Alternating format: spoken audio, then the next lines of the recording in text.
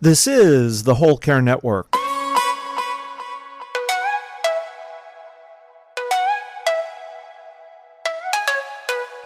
Helping you tell your story one podcast at a time. Content presented in the following podcast is for information purposes only. Views and opinions expressed in this podcast are solely those of the host and guest and may not represent the views and opinions of the Whole Care Network. Always consult with your physician for any medical advice, and always consult with your attorney for any legal advice. And thank you for listening to the Whole Care Network.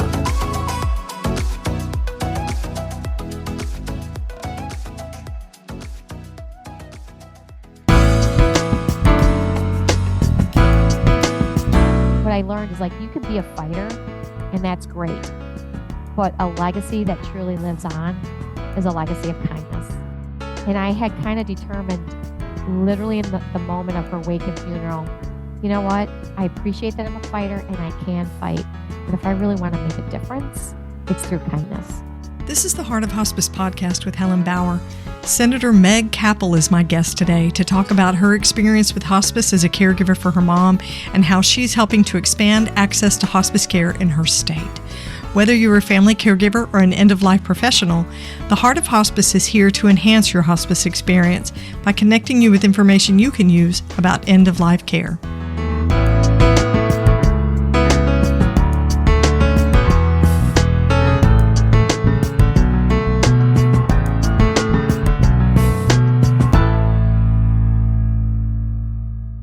This episode of The Heart of Hospice is sponsored by Odonata Care.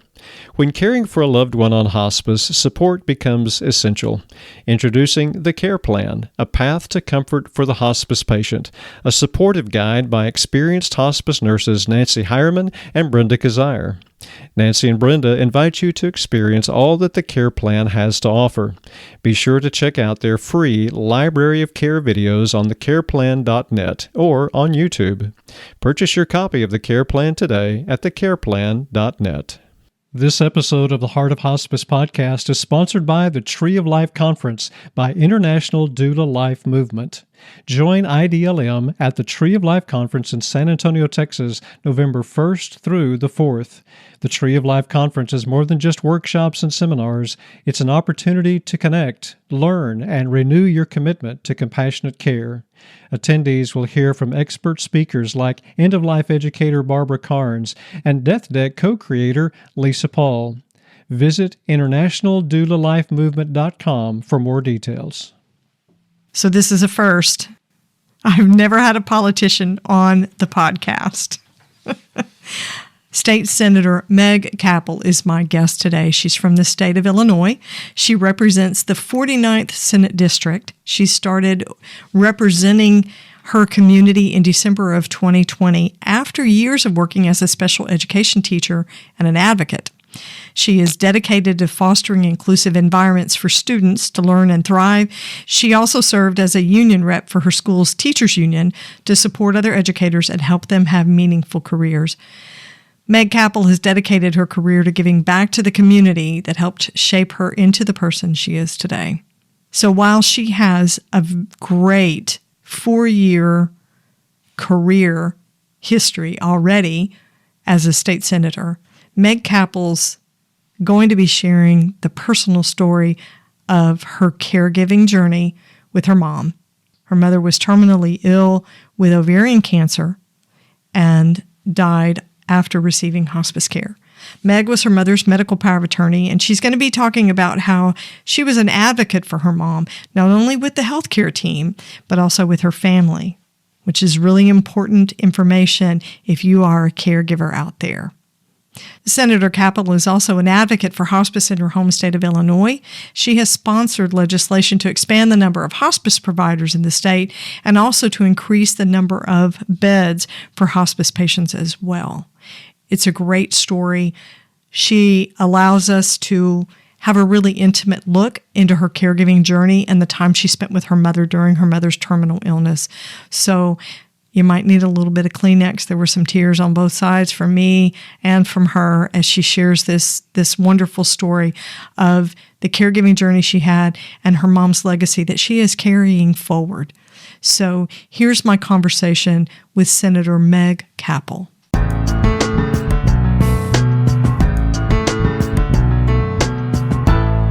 Senator Cappel, it's so great to have you on the show. Welcome to the Heart of Hospice. Well, thank you. I'm really happy to be here. Thank you for having me on. We are going to be talking about a lot of personal caregiving experience and what your story is with your mom. But I want to ask a question of you that I didn't send to you in advance, just so listeners can get to know you a little bit and I can get to know you. What would you say is one of your superpowers? So I do think that's kind of quite a question, but I do think one of my superpowers is just people. I think I'm pretty good talking to people. I love hearing people's stories. I love, everyone comes from a different place, So I think that being able to look at people, have empathy, hear their stories, really see them. I don't know. I always say I don't know a lot of things, but I kind of know people. And I don't know if it has to do with me being a special ed teacher and having to learn to differentiate, not just academically, but also personalities with your students and the teachers you're working with. But I don't know. I really love people and I love hearing their stories. And I think that's my superpower is people. I think that's a wonderful superpower. That is a wonderful superpower. I love it also that you went straight to it, that you didn't have to think and try to figure it out, that you knew. That's awesome. Well, it's kind of weird that you asked me this because right before I was ready to get ready for this podcast, I thought, I'm not good at a lot of things. Well, of course, people will say, oh, you're good at this, you're good at that. But I was like, I'm really good with people. Oh, that's funny. You were already thinking about that. I know that's really weird. Maybe I sent it to you with my mind. You did. We're like tracking. Yeah. I'm pretty sure we didn't because my mind's not that sharp. Yeah, neither is mine. But I guess, there's a lot of things that you have to do with my job as a senator. And sure. I just think that all the experiences I've had leading to this point has helped me really and it's about people. It's always about people. That's kind of what I believe in. So I'm not perfect and I do make mistakes and I do hurt people. We never do things perfectly, but I do really love being around people. Well, I think a lot of this is going to come out when we talk about your story with your mom, all the listening and communicating and advocacy. So share the story about your mom and your journey with her while she was on hospice. Okay. So basically in January of 2015, I got a call from my mom and dad, and my dad was like, she's going to the ER. Can you meet her there? We met my mom and dad there. My dad ended up not staying because he had his own health problems and things going on. And she had been vomiting like violently for a while. After being there for a while, they did some testing and they did find out that she had cancer. They weren't sure what kind. They had to do some testing, but they kept her there, did some scans, and it turned out to be ovarian cancer. So what ended up happening is when all the diagnosis came by, like she had surgery, they had gotten the fluid out, and she was home now. My family had gotten together. I have two older brothers and a younger sister, and my dad and my mom. And we were trying to figure out what we were going to do for care because my dad just wasn't quite able physically. And I think he even struggled like mentally to be able to really help her. Mm-hmm. So the family pretty much decided it was going to be me. I was teaching at the time and I was like, well, but I was able to get FMLA, thank God for, FMLA in Illinois. And I was able to care for my mom and take her to her treatments. So, I would say that up until that point, my mom were kind of close, but I wouldn't say that we were very close. But during those treatments, when I would take her, we had a lot of conversations. And so what ended up happening was this process started in January of 2015. And then by July of 2015, she had another scan. It was July or August, or around then, it was like July. And they said, well, we're not seeing any cancer. There's a tiny spot. We're not sure. We'll monitor it. She was able to ring the bell. You know how they ring their bell after their cancer treatments? Mm-hmm. Yeah. And she was on her way, and she went home. And this was a difficult time as well, because at the time we were building the house that we're in now. And I have 3 kids and a husband. And part of myself, my daughter, and my son, half of our family was living with my parents. My mom was sick at the time, my mom and dad. And then my husband and my other youngest son were living like over in the same city, but with my in-laws, because we really didn't have a place to stay and we were building a house. And so we went from like selling the house. My mom was going through hospice, and I started my master's degree. Oh my gosh. Yeah, trust me, I went on anxiety meds after this. No lie. Wow. No stress there. It was so stressful.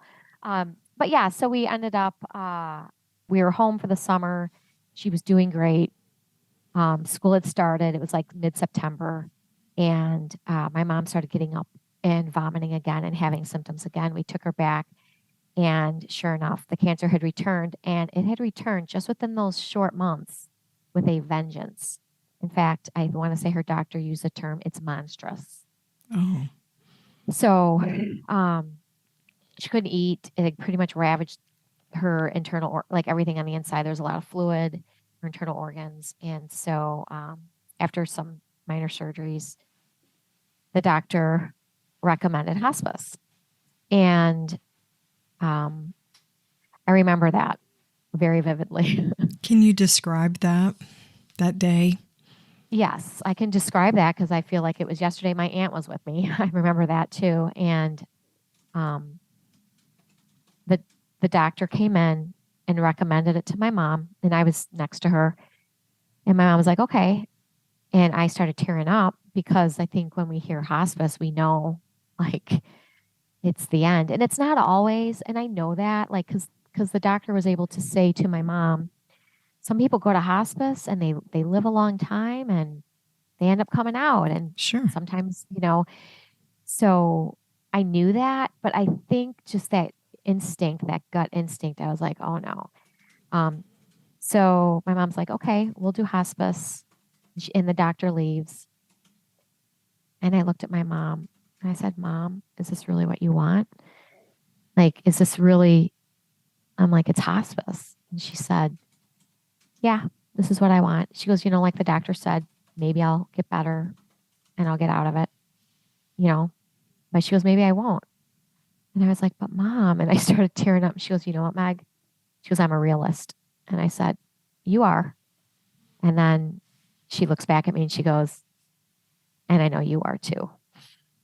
And I was like, I am.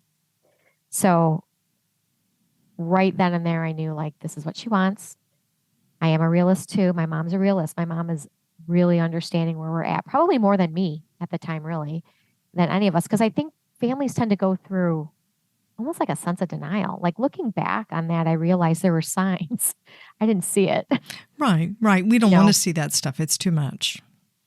I think you're right.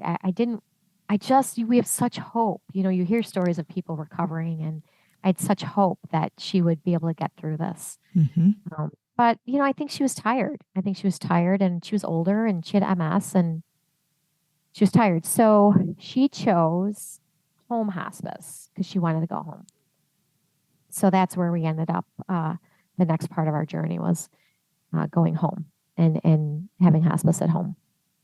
So your aunt that was with you guys when the doctor brought up going to hospice care, that was your mother's sister? Yes. So my mom was the oldest sister. There were 7. There was an older brother. He had passed away. But my mom was kind of like the second mother of her family because my grandmother, her mother, had a lot of health problems. And so my mom would stay home from school and take care of the kids. And, they joke that when it was Christmas time, my mom would buy all her younger siblings socks and underwear. Like she was like the mom. Yeah. She was the mom. So we were all up there helping. Like if I couldn't get up there, I was there with my mom a great deal. But sometimes my sister would come up or my aunt would come up, and that proved to be helpful when we had another situation come up. So Yeah. A caregiving village. Yeah, a caregiving village is a huge thing. yeah, and I think it was helpful because she witnessed the conversation I had with my mom when it came to going into hospice and knowing what her wishes were. Because I think there was a part of that journey I was like second guessing on some things. So that was Right. helpful. But your aunt was there and heard it straight from your mom about what she wanted. Right. Because we had a situation right before she was getting ready to leave to go into hospice where another family member, out of the goodness of their heart, tried to convince her to stay in the hospital and to receive intravenous like nutrition, Mm-hmm. which would have made her sick and vomit and throw up, and her body just wasn't capable of even taking care of doing that. And and the one time I leave, she came in and convinced my mom of that, and then the doctor, was like, Meg, what's going on? Like, she's like, she will be right back here in the same situation, suffering.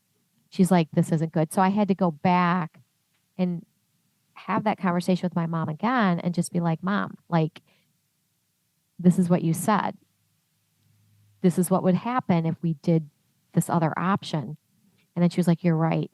And I turned to my aunt a little bit later. I said, you were there, right? Like, Mom said she wanted to go into hospice. Yeah, I'm not imagining this. Yes. And see, there's parts of this whole journey where I am like, I can't remember, but there are certain parts I remember almost like it happened yesterday. And this was one of them.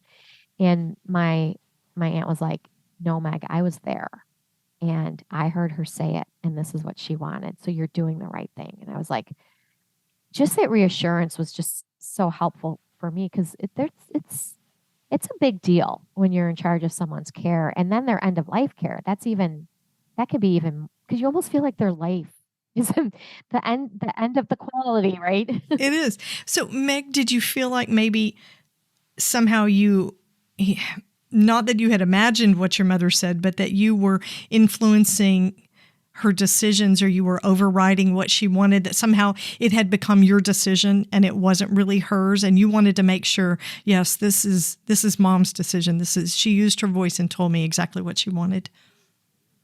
Yeah, I'm a middle child, and sometimes I always tend to like second guess and Sure. be like, I thought I remembered it this way, but maybe I've been gaslighted a lot my whole life.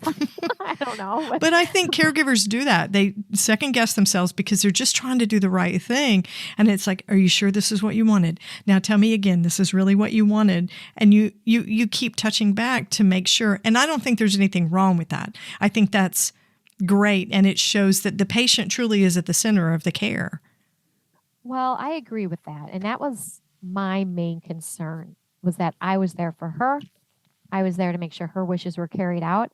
And, I'm an advocate by nature and, being a special ed teacher and just some other things that I've been in throughout my life, I was there for her and I was going to make sure she was going to get the best care and that her decisions and her wishes were followed out. And there was like, nothing was going to stop me. And that kind of determination actually played a role through the rest of her care because, like I said, a lot of people come in with some good intentions.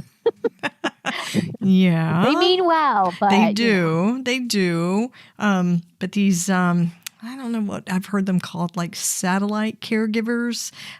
They just sort of come out of the woodwork when there's a crisis, and I always try to assume positive intent, that they have the best intentions for the person at heart. But when you come in and you're uninformed and you are uninvolved, then maybe that's not your role. Right. And I also feel, so when we had gotten her home, that's when we started calling her siblings. She has a big family. We started calling all of her siblings. And, that the house that I think a lot of former dynamics of how things were when we were children with the dynamic of the family was trying to come into play. And I was like, no, I'm in charge. So basically what you're saying is that your aunts and uncles relegated you to you're the little kid again. I think not consciously and not always in those situations. I think they were very respectful, but there were situations where it's like, I'm going to come in and I'm going to help you and I'm going to do this. And I don't get me wrong. Like, they were wonderful. And I'm going to tell a story about that in a little bit about what they were able to do. But there was a lot of activity. Everyone was handling this differently. There was a lot of people at my house, and my mom's house. And I don't think my mother would have wanted it any other way. She wanted her family around her. Mm-hmm. She wanted people around her. But it wasn't, it could just, it's family, it's right. family So in it's a really little difficult messy. time. Yeah. It was messy. It was a little messy. Like, people were reacting. There was a lot of emotions, and I'd have to try to stay calm. And it was just a lot. And people trying to come in and help, but that's not what the help I needed. But on the flip side of that, I can say all of them were very helpful also in other ways. So right. it was challenging, but I did it because like I said, my job was there to be there for my mother, to make sure her wishes were carried out. And, I have a little reputation in my family for being kind of stubborn. And so they all figured it out fairly quickly that, no, we're not doing that. We're going to do it this way. We're going to do it the way that my mom and I want to do it. So that's awesome, though. So let's talk about these discussions. Your mom had end of life wishes that she had identified. Did you guys have discussions about that, where she sat down and said, this is what I'm going to need you to do? So she started having those discussions prior to even going to the hospital, like maybe 6 months before. She started saying things like, I want this china piece, like this bowl, to go to you. This was given to me by my great aunt. I want your sister to have that. And she started writing things down. Mm-hmm. One of the things she also did is she took out extra life insurance so that she could have a nice funeral. And she did it maybe 2 years before, or like she did it well within. This is before any of this came out. So I think she kind of, I don't know, like maybe she knew, maybe she was having symptoms, because ovarian cancer, you don't really have a whole lot of symptoms. Right, until it becomes pretty advanced. Well, and that's exactly what happened. And, but I think, I'm going to get a little, maybe I'll get a little super spiritual here, but I think women have that intuition, that like God-given sixth sense to know things. And sometimes I think we all have it a little bit. And I think she just had this intuition that she knew to do that. So we started having those conversations. And then when I would go in with her for her chemo treatments, I mean, I was with her all day. Mm-hmm. And we had a lot of great conversations. And I really, thinking back on that, it's a treasure. It was a treasure of moments with her that, I'm so grateful I had. But we talked about it. We talked about what she wanted, and I just knew what she wanted. So, just from those conversations. But did she delineate? Did she say, Meg, I want to tell you what I want when I'm dying? Was she specific like that? Or did you just kind of let those conversations evolve naturally? I think they kind of evolved naturally, but when the doctor came in and said, we think hospice is your next option. Mm-hmm. That's when we started having those conversations. But we kind of knew from there, but I would ask her, like, she said to me once, I don't want to take all this medicine, Meg. I want my mind to be here when I'm talking with people. So we were giving her morphine, but we weren't giving her as much as they recommended. And then finally, towards like the end, I just was like, give her the morphine. Like, I had to make that decision because she wasn't really talking by that time. Right. She wasn't going to be alert enough to converse with you anyway. Yes. And the suffering was really starting to be apparent. And so I remember I did have a conversation with my dad about this. And he goes, Meg, because I was like, I'm going to give her more. And he goes, Meg, give her the morphine. He goes, just give it to her. And I was like, okay. I mean, so yeah, I was in charge of her care, but I did hear from others in the family. And um, I don't know, like, I don't know how people do it without that reassurance. I had just in those I made a lot of decisions for her that nobody questioned, but some in those pivotal moments where I was like, this is what she said she wanted, but I was able to have that reassurance, like, I'm going to change. She said this, but now I think we need to make a different decision. And I think having supportive people around you to be like, I agree with you, Meg, we need to do it this way was helpful. So the things that you changed, that was based on what was happening with your mom at the time. Yes. Right. Because you can't predict all of those circumstances. She says, oh, I never want to use morphine, but then she's struggling to breathe. And she's not going to be able to converse with you, so you use the morphine to ease the symptoms. What kind of things did your mom say were important to her? Obviously, she had belongings that she wanted to share, and she had started that before her diagnosis. But what other kinds of things did your mother tell you were important to her? Well, I'm actually getting a little teary-eyed as we talk about this, so I apologize. But it was her family, her grandkids. Sorry. Rule number 1, we never apologize for tears in hospice. Yeah. Okay. This is what we do. She loved her kids, and she loved her grandkids, and she loved her granddaughters. And I think she was really sad that she wanted to see her granddaughters get married. I don't even think, she loved her grandsons. There's 14 of them. Oh, wow. 10 boys and 4 girls. And she was never able to do that. And I think that was sad to her. Yeah. And she passed on the sense that it was important to her to do things in a certain way. So, like, she always bought really nice shower gifts at, like, a baby shower or a wedding shower. There were certain things in life that were important to her.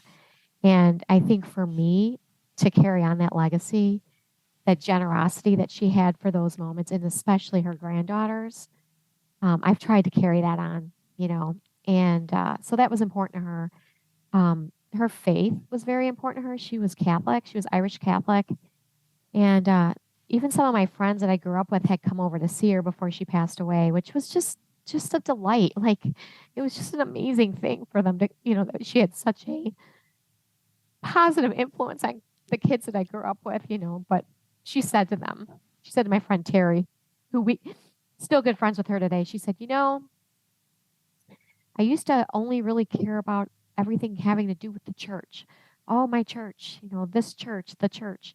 She goes, but now I realize it's really just about Jesus. And I know that sounds really but religion was very important to her. But I think towards the end, she was a very spiritual person anyway. But toward the end, it was like, none of this matters. Like, she had a sense to really pass on a certain kind of faith and spirituality to the people around her. And I think that was important to her. I think that's why she wanted to be home, so that she can have these conversations. Like, she told my husband that he reminded her of her dad, which would have been my grandfather, which was like a major compliment. She put her hand on him and she said, you remind me of my dad.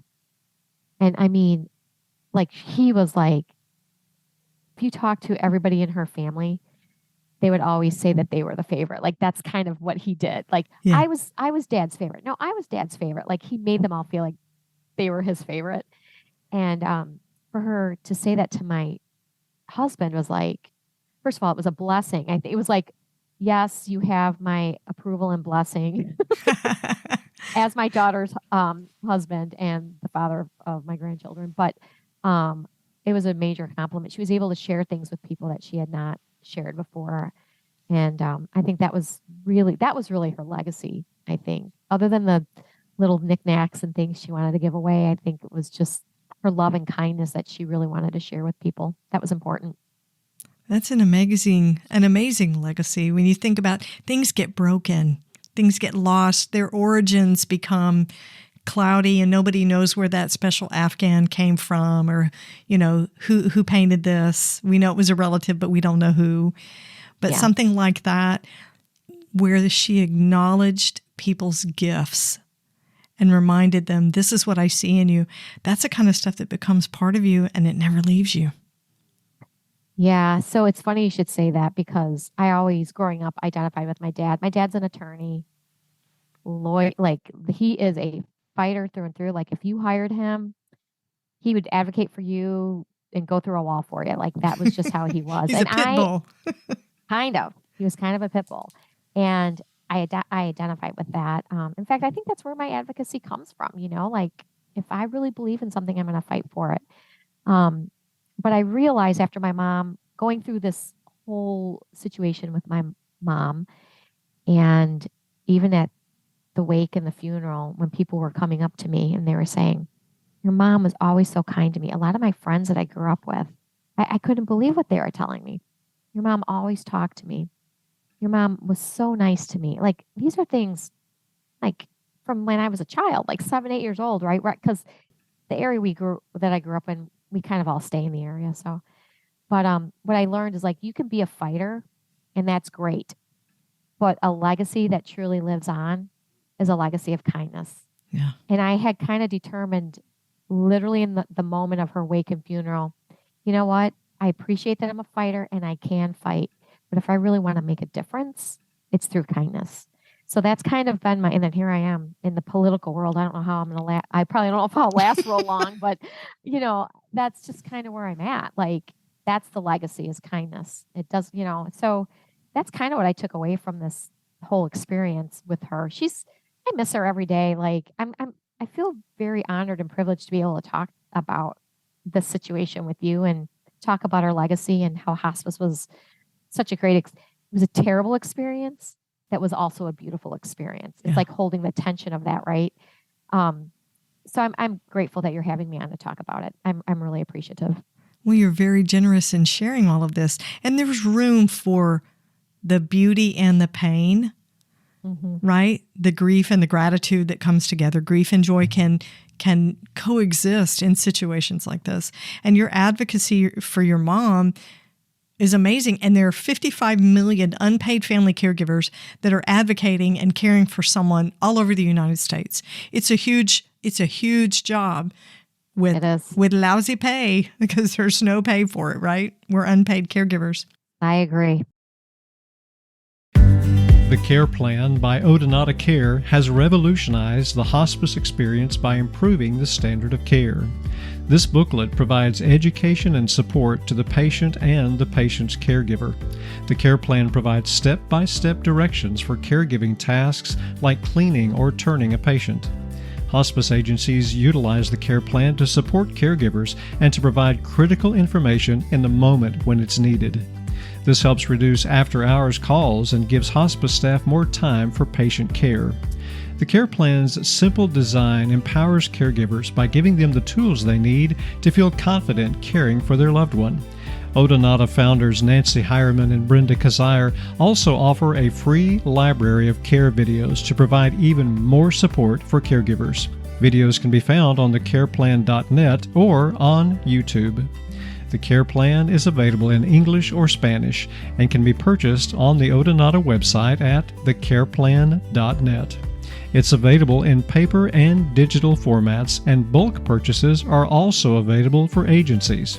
Purchase your copy of the Care Plan today at thecareplan.net.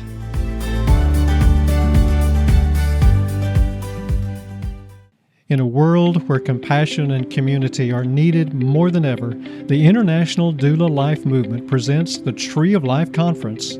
Join IDLM November 1st through the 4th in San Antonio, Texas for an extraordinary experience in end-of-life care. The Tree of Life Conference is not just an event, it's a movement towards making a positive impact. Attendees will hear from expert speakers including award-winning end-of-life educator Barbara Carnes, Lisa Paul of the Death Deck, Brenda Kazire and Nancy Hireman of Odonata Care, and end-of-life advocate Helen Bauer, host of the Heart of Hospice podcast. The Tree of Life Conference is more than just workshops and seminars. It's an opportunity to connect, learn, and renew your commitment to compassionate care.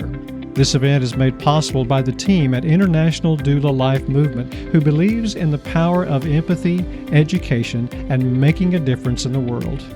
Don't miss out on this transformative experience. Join IDLM at the Tree of Life Conference in San Antonio, Texas from November 1st through the 4th.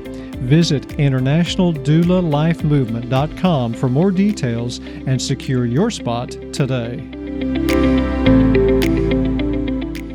Tell me about a time when you felt challenged or inadequate as your mom's medical power of attorney, as her advocate.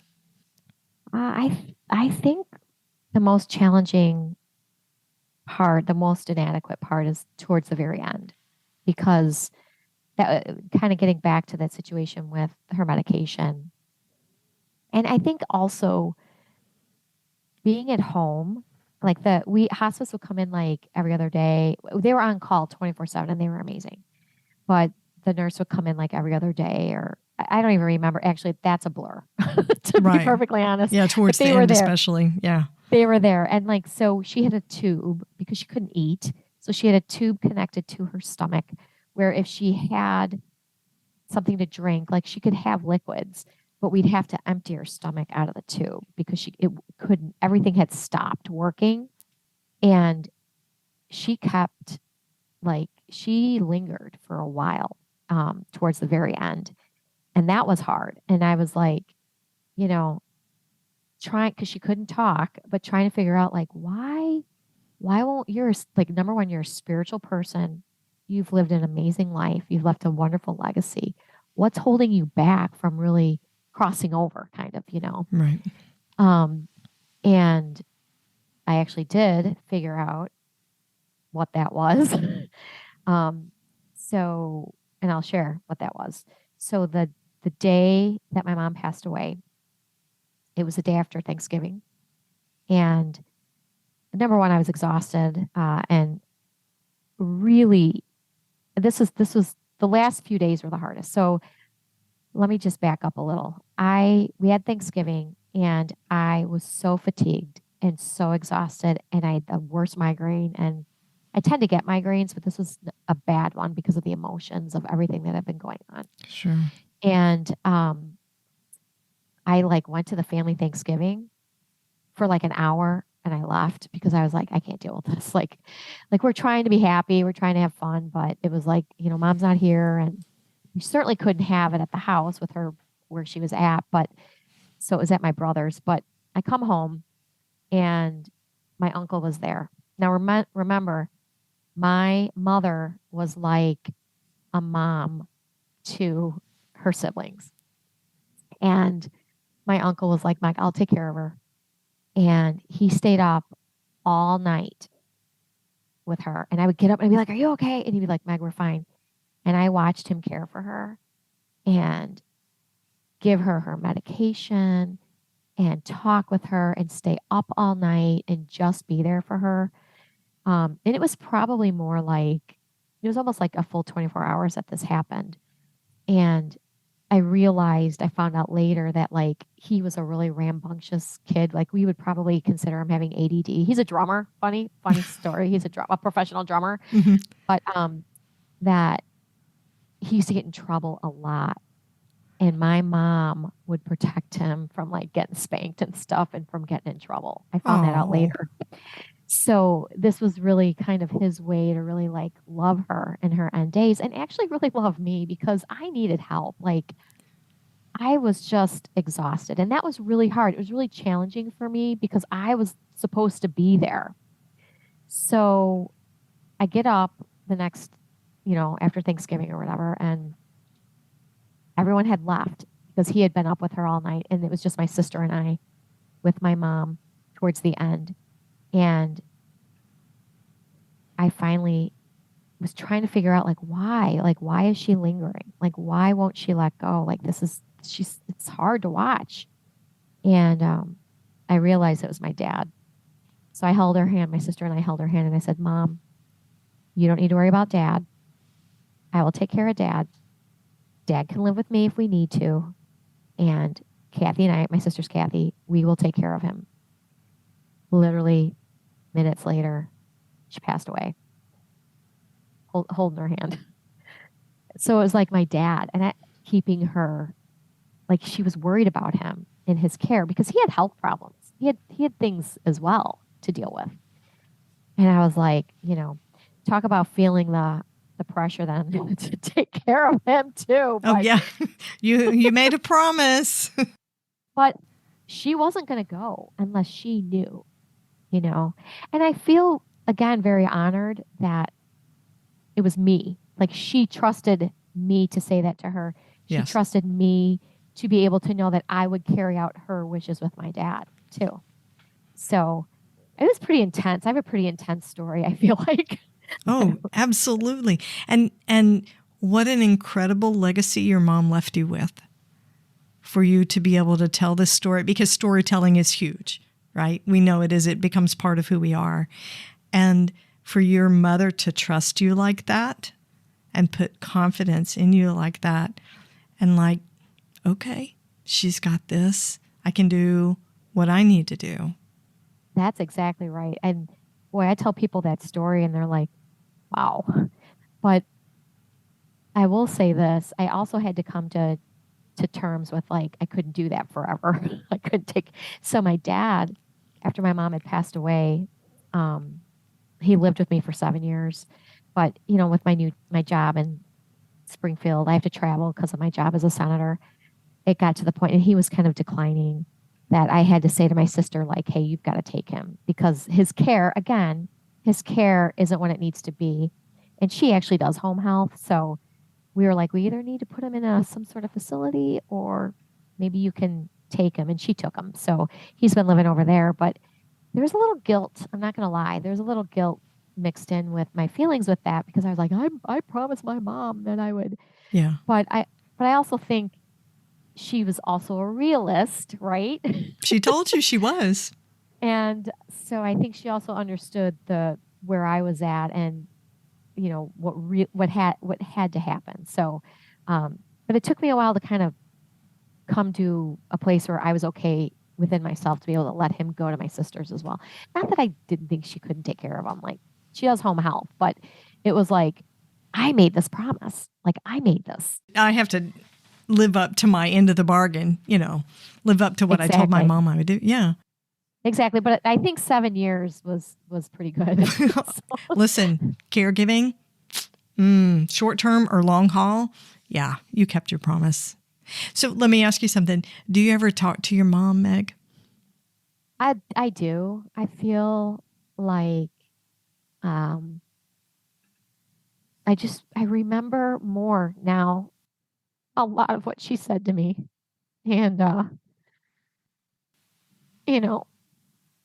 I wasn't always that close with her, but it was such a gift to really, really, truly, because mothers and daughters sometimes don't have the best relationship. I mean, sometimes they're really close, but I had a sister, like I didn't really need my mom. Like my sister and I are 15 months apart. So like, I just didn't need that. Right. And again, I kind of identify with my dad a lot growing up as the tough man. I'm tough. And, so it was just really a gift, to remember the things that she said to me and to look at her legacy and remember that. And I feel like she's there all the time, encouraging me and telling me how proud she is. And, I'm telling you, not a lot of people get the kind of mother I had. You get older and you talk to people and there's a lot of conditional love. There's a lot of shame. There's a lot of this.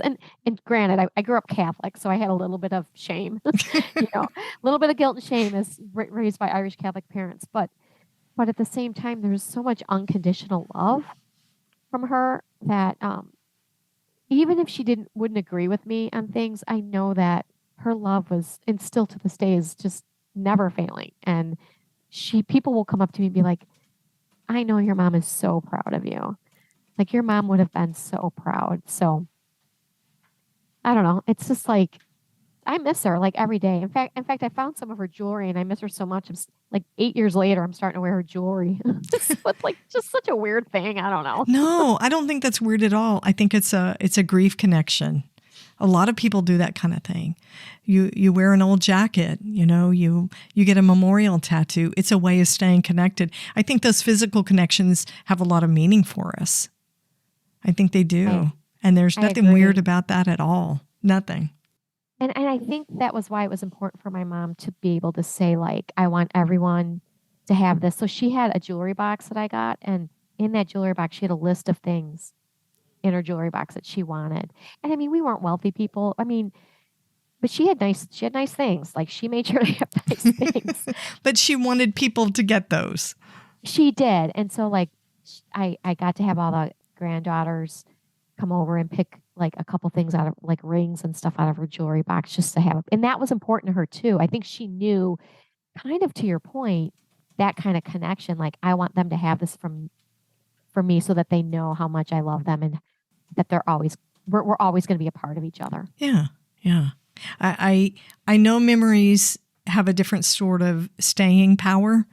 Your mind has a muscle memory for things, experiences that we have. But I know that those tangible objects have a lot of significance for us. My grandmother died over 20 years ago.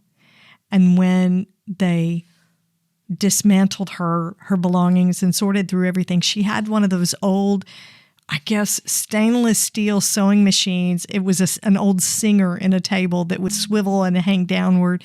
That thing must have weighed 20 pounds. And, it was very old, but I learned to sew on it.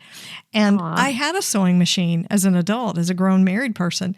And they asked me, my mother and her siblings said, do you want this sewing machine? I'm like, oh, yes. What did I want with a second sewing machine? I wasn't all that great with the first one. And you know what I did? I don't know where it is now. I think I donated it or I gave it to somebody else that needed it. But I kept that sewing machine for as long as I needed to. And when I didn't need it anymore, I found a place for it.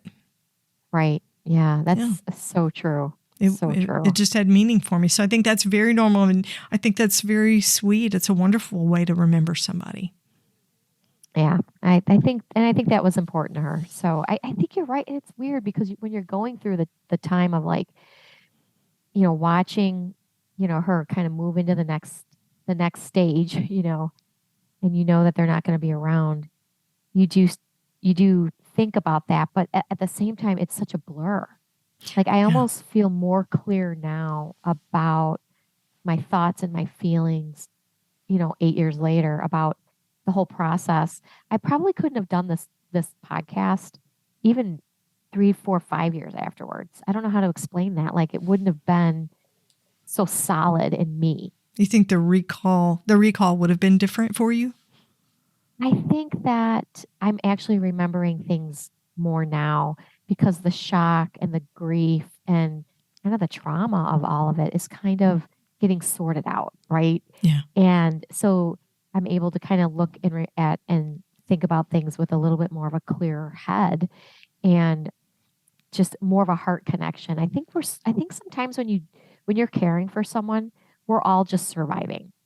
Oh yeah, you're in survival mode for sure. I think I was in survival mode for many reasons. I mean, there's a lot of upheaval in my own life. I had things going on at my job. I started my master's degree. We were building a house. I was living. I mean, you talk about major life changes happening all at once. It did. So yeah. But I rise to the challenge. I guess that's the fighter in me. I guess. Well, and that's why your mom put her trust in you. She knew you could do it. So I want to talk about this. The fighter in you, as a politician, you are doing some important work in your state of Illinois to improve hospice care that's being provided or being able to be provided out in the communities there. Tell me about the work that you're doing there to improve access to hospice. Yeah, I'd love to tell you about this because it's just so important and it's very meaningful for me because like you were saying with everything that I'd been through with my experiences. So the area that I live in has a hospice community. It used to be called Joliet Hospice. It's in Illinois. It is now Lightways Hospice, which they were the hospice community that we worked with. And they changed it to Lightweights Hospice just because they served more than just the Joliet community, but several communities and counties around. And for Illinois law, what we had was you could only have 20 beds per location. And there's become such a great need as, we have an aging population, and we know that hospice isn't just for older people. Like we know that True. there's young people that have to take it too. Sadly enough, yes. Sadly. And however, it tends to kind of lend itself more towards, your aging population. Right. And so they're like, we need more beds. So Natalie Manley and I, Representative Manley, who's the representative in the House, and she's also very active in the Joliet area and the Lightweights Hospice community. She started the bill in the House, but it was to increase the beds from 20 to 24. And actually, also for the state of Illinois, it increased the ability for licensed hospices per county from 5 to 16. So it actually increases the capacity in the whole entire state. That's amazing. So for all my listeners who are not familiar with the sort of the landscape of the hospice industry across the United States, we have areas, especially rural areas, that are very underserved by hospice care. We can't get staff. There are not agencies out there. We don't have physicians who can manage things. We don't have nurse practitioners. And some areas are just really underserved. And there are different laws from state to state about how many hospices you can open and what the criteria is to get them opened. It can be really challenging. Meanwhile, we still have all these folks that need end-of-life care. So Yes. To have regulation in your state of Illinois to expand the hospice care that's accessible there is an amazing work. It's a big thing. It is. And I mean, to your point about staff, I think that needs to staff needs to be kind of the next step in terms of how we now help the capacity build out. Like we've done these things to increase the capacity, but now we need staff. Now, I'm not sure. I think it's everywhere in every state, but I know in Illinois, there's a certain amount of volunteerism that you have to have. You have to have volunteers that come in to a hospice. Right. That's every state. Is that every state? Okay. Yeah, that's a federal reg. Mm-hmm. Okay. That's what I thought. But like you said, it varies from state to state. So, I mean, I think the reason why Lightweights Hospice has been so successful and they're actually able to build out their capacity is through volunteerism, but also like we live next to the city of Chicago, like we're kind of by there. There's a lot more people to access those jobs. We still have staffing shortages. Don't get me wrong. I think it's everywhere. Yes. But to your point about our rural areas in rural Illinois, there are problems across the medical field when it comes to access and quality care. And hospice is one of them. End of life care is one of them. Unfortunately, that is absolutely true. So congratulations, and thank you for the work that you're doing to expand hospice in your state. It's an amazing work, so valuable and so timely, so needed with the baby boomers aging into this need. We're going to have people to take care of them, and we're going to have agency to send those people out to take care of them. Thank you, Helen. I appreciate that. This has been just such an amazing opportunity to be able to share my story. And, I think because of my experience, this has been such a meaningful piece of legislation for me to be able to carry forth. And I hope to continue that. I mean, it's kind of hard, trying to make changes in healthcare. It can be a challenge, but we're just going to continue the good work. That's awesome. So, Meg, one last question. What did you find the most meaningful about sharing your mom's journey at the end of her life? I actually think it's just a way to honor her memory and honor the kind of person that she was. And also to let your listeners or anyone out there know, hospice, I want to kind of reiterate, like, it can be, your loved one is going through almost a terrible situation. Yet hospice and the care and the philosophy behind it is able to take this terrible situation and turn it into something beautiful. And I was able to have that. Now, I don't know if everyone has that type of journey or type of experience, Right. but it was hard. It was really hard. It was very difficult, but it was also really good. And you get to see such good in people. You get to see such good in, my mother. I was able to see just her heart for that. And so, I mean, that was the experience for me. And that's what was most meaningful. And that's why I want to continue this, trying to actually share the story and carry her legacy on of kindness. Yeah. Meg, I would say that you were right. Your mother would be so proud. Oh, thank you. You're going to make me cry. Well, thank you for the work that you do, and thank you for being on the show today and so generously sharing your story. I'm so glad to connect with you. Thank you, Helen. I really appreciate this. This has been such an amazing opportunity. And just reach out if you ever need anything or have any questions or want to know what's going on in hospice in Illinois. I'd love to connect with you again. Be sure to catch the next episode of the Heart of Hospice podcast. You can find more episodes on theheartofhospice.com. And don't forget to follow us on your favorite podcast platform. You can connect with the Heart of Hospice on Facebook and Instagram and send your questions or comments by email to helen@theheartofhospice.com. And remember, no matter who you are or where you are in your hospice journey, you are the heart of hospice.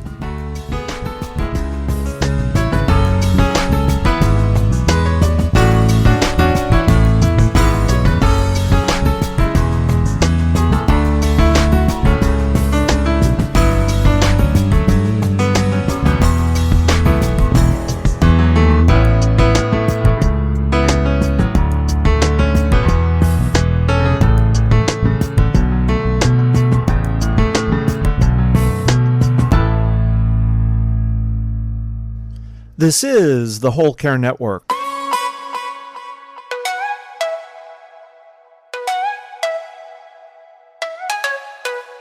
Helping you tell your story one podcast at a time.